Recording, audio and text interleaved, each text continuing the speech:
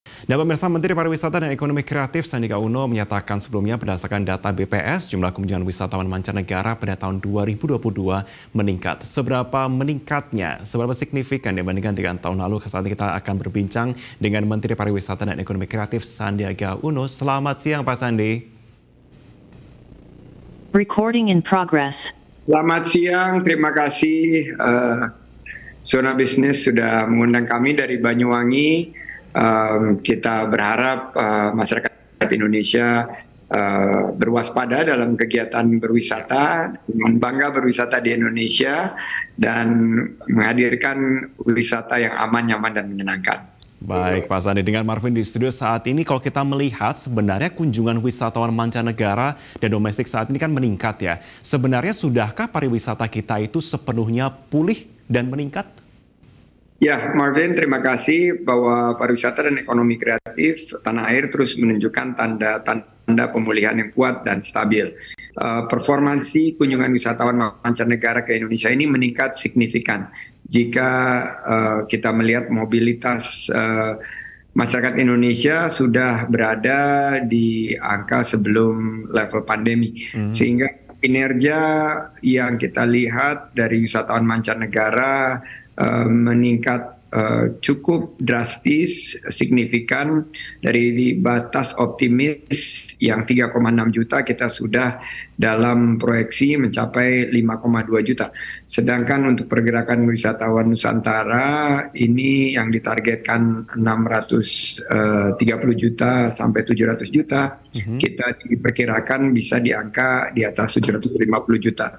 Ini juga mendorong kinerja nilai tambah ekonomi kreatif kita yang meningkat, serta ekspor dari nilai ekonomi kreatif kita yang hampir mencapai 25 miliar US dollar. Dan kalau kita kilas balik 2022 ini, kita bersyukur karena semua target terlampaui, dan yang paling betul-betul menjadi hal yang kita syukuri adalah nilai tambah ekonomi kreatif yang targetnya 1.280 triliun sudah tercapai, dan tambahan jumlah lapangan kerja tahun ini dari pariwisata dan ekonomi kreatif mencapai 3, juta lapangan kerja baru. Baik, kita juga melihat tahun 2022 juga terdapat event berskala internasional yang berlangsung di Indonesia. Namun wilayah mana saja, Pak Sandi, yang menjadi target utama wisatawan ini datang ke Indonesia? Ya, wisatawan tetap meminati wisata destinasi unggulan seperti Bali, tapi ada 5 destinasi super prioritas: Danau Toba, juga ada destinasi Borobudur, Mandalika, Labuan Bajo, dan Likupang. Selain dari 5 destinasi super prioritas, ada 10 destinasi pariwisata prioritas, mulai dari Belitung, Tanjung Lesung, sampai Morotai, Wakatobi, Bromo, Tengger Semeru, dan juga destinasi andalan di Kalimantan Timur, yaitu destinasi di Derawan. Nah, oleh karena itu kami juga mengembangkan desa-desa wisata, karena desa wisata ini menjadi pandemic winner, Mas Marvin. Kunjungannya meningkat secara signifikan sekitar 30%. Dan juga event-event baik yang berskala daerah, nasional, regional maupun internasional terus kita kebut. Seperti di tahun 2023 nanti bulan Februari, kita hadirkan F1 H2O, yaitu Formula 1 yang di atas air, itu akan kita lakukan di Danau Toba. Nah, ini akan mendongkrak capaian Parekraf di tahun 2023 dengan total nilai devisa pariwisata mencapai hampir 6 miliar dolar, dan kontribusi terhadap PDB-nya ditargetkan 4,1% ke atas.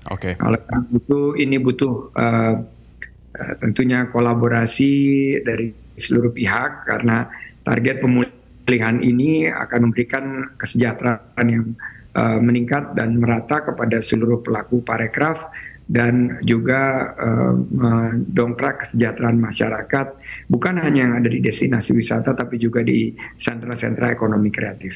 Oke, langkah atau strategi untuk memaksimalkan promosi 5 destinasi super prioritas dan 10 destinasi prioritasnya akan seperti apa? Ya, tentunya kita sangat beruntung bahwa Indonesia dinobatkan menjadi negara terindah di dunia Ya. dan kita menjadi destinasi favorit untuk work from anywhere. Dan oleh karena itu strategi yang kita lakukan adalah gerakan nasional Bangga Buatan Indonesia dan Bangga Berwisata di Indonesia. Dan ini yang kita harapkan diperkuat oleh branding pariwisata Indonesia yang sudah dikenal dunia, Wonderful Indonesia, dan kita dorong dengan memperbaiki destinasi-destinasi wisata dan pengelolaan pariwisata berkualitas dan berkelanjutan. Juga ya konsep pariwisata hijau, green tourism, green destination, transportasi hijau, dan ekonomi sirkular.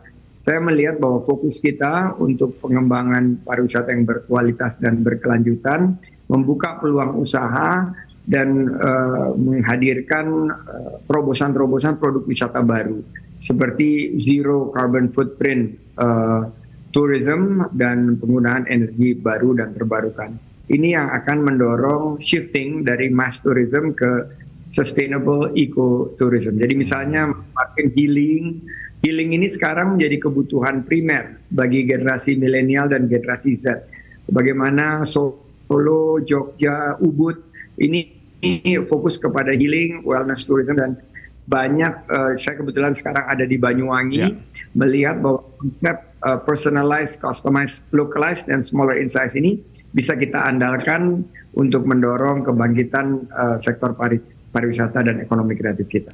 Oke, menarik Pak Sandi tadi juga menyebutkan bahwa Indonesia memang dinobatkan sebagai negara terindah ya di dunia oleh situs analisis survei asal Inggris. Kalau menurut Pak Sandi ini menjadi sebuah hal peluang atau tantangan? Ini peluang sekaligus juga tantangan karena dari segi minat kunjungan sangat tinggi, tapi kita melihat ada keterbatasan jumlah penerbangan, ketersediaan kursi, ada juga resesi global, ada geopolitik yang mendorong terhambatnya supply atau pasokan, rantai pasokan dari segi energi dan bahan pangan. Tapi kami meyakini jika kita fokus kepada kekuatan kita, di mana pariwisata kita berbasis alam dan budaya atau nature and culture, terus ditambah dengan event-event berkelas dunia, dan ada program kami Indonesia Spice Up the World, yaitu memperkenalkan kuliner kita sehingga Indonesia menjadi destinasi gastronomi, dan promosi terpadu dengan airlines, travel agent. Negara terindah ini bukan hanya ada di benak atau top of mind dari calon wisatawan kita, tapi betul-betul bisa dikonversi menjadi kunjungan, sehingga kunjungan mereka ini akan menggerakkan, menggeliatkan ekonomi kita, dan tentunya pemesanan tiket ke Indonesia ini tinggi, dan pasar yang sekarang sedang kita bidik itu memang selain Australia, India, karena India ini ternyata sangat meminati mengadakan pernikahan atau destination wedding itu di Bali. Nah ini menurut saya cultural immersion, ada tren-tren baru work from destination, dan ecotourism ini bisa kita ambil dan manfaatkan untuk menciptakan peluang usaha, dan target kita di 2024 adalah 4,4 juta lapangan kerja baru dan berkualitas. 4,4 juta lapangan kerja baru di sini. Tapi kita pantau sebelumnya, Pak Sandi, kebetulan ada rekan kami juga yang memantau dari Yogyakarta mengatakan bahwa cuaca buruk sedikit mempengaruhi pariwisata di sana. Kalau menurut Pak Sandi, apakah cuaca buruk kali ini, anomali cuaca yang tengah berlangsung akan berdampak signifikan pada sektor pariwisata kita? Ya, kami sudah memberikan surat edaran kepada seluruh pelaku parekraf dan wisatawan untuk siap siaga, waspada dalam kegiatan berwisatanya, karena ada 45 juta pergerakan dari masyarakat Indonesia di libur Nataru ini, dan sebagian besar akan melakukan kegiatan wisata di destinasi-destinasi dan sentra ekonomi kreatif. Oleh karena itu kami menghimbau dan memberikan instruksi yang tegas kepada pengelola destinasi untuk mengutamakan keselamatan, keamanan dari wisatawan, dan tentunya akan berdampak. Namun kami meyakini bahwa dengan kolaborasi kita dengan integrasi kebijakan dan juga dengan informasi yang lebih disosialisasi kepada masyarakat, khususnya wisatawan yang bepergian, maka dampak penurunan wisatawan ini bisa kita mitigasi, dan kita harapkan justru kegiatan wisatanya ini dilakukan dengan aman, nyaman, dan menyenangkan dengan mengacu kepada informasi terkini dari pengelola destinasi. Oke, Pak Sandi melihat juga dengan target 4,4 juta kerja kreatif begitu ataupun pariwisata untuk kedepannya, dan juga saat ini kita tengah memasuki masa pemulihan ekonomi juga. Seberapa besar sektor pariwisata ini bisa mendorong pemulihan ekonomi nasional? Ya, kita mentargetkan kita kembali di angka 4,3 untuk pariwisata, sementara ekonomi kreatif kembali di level 7,4, sehingga digabungkan ini dua sektor ini akan menciptakan 13-14% kontribusinya terhadap ekonomi nasional. Dan ini menempatkan Indonesia untuk ekonomi kreatif posisi 3 besar dunia dari segi kontribusi terhadap PDB. Dan yang terpenting juga bahwa kita akan mampu terus menciptakan lapangan kerja yang sangat dibutuhkan, sehingga penghidupan dan penghasilan masyarakat bisa ditopang. Yang menarik, Marvin, adalah target kita adalah 1,1 juta lapangan kerja untuk parekraf, tapi angka yang kita terima tahun ini kelihatannya kita bisa menciptakan hampir 3 kali lipat lebih dari target penciptaan lapangan kerja kita. Berarti ini UMKM sebagai pencipta 97% lapangan kerja kita ternyata mengkontribusikan lebih banyak lapangan kerja bagi masyarakat yang memang betul-betul membutuhkan pendapatan dan penghasilan tambahan pasca pandemi ini. Oke, roda perekonomian saat ini sudah mulai bergerak lagi, tetapi satu hal lagi Pak Sandi yang menjadi perhatian global adalah COVID belum juga usai. Kita baru saja dihebohkan dari pemberitaan global bahwa ada pesawat yang membawa wisatawan mancanegara ke negara tertentu, sebagiannya mengalami COVID. Bagaimana agar kita juga tidak belong di Indonesia? Ya, kita tidak meninggalkan kedisiplinan kita. Destinasi wisata sudah menerapkan sertifikasi CHSE, Cleanliness, Health, Safety, dan Environmental Sustainability. Jadi tentunya protokol-protokol kesehatan, keselamatan, keamanan, dan keberlanjutan lingkungan ini tetap kita terapkan dan terintegrasi juga dengan aplikasi Peduli Lindungi. Kita belajar dari COVID yang sekarang meningkat tajam di Jepang, di China, untuk kita sikapi, kita waspadai, dan ini juga memicu kepada para wisatawan untuk berwisata di Indonesia aja. Karena kita melihat bahwa ketangguhan atau resiliensi dari destinasi wisata kita ini sudah teruji, dan kemampuan pemerintah untuk mengendalikan pandemi ini sudah mendapatkan apresiasi.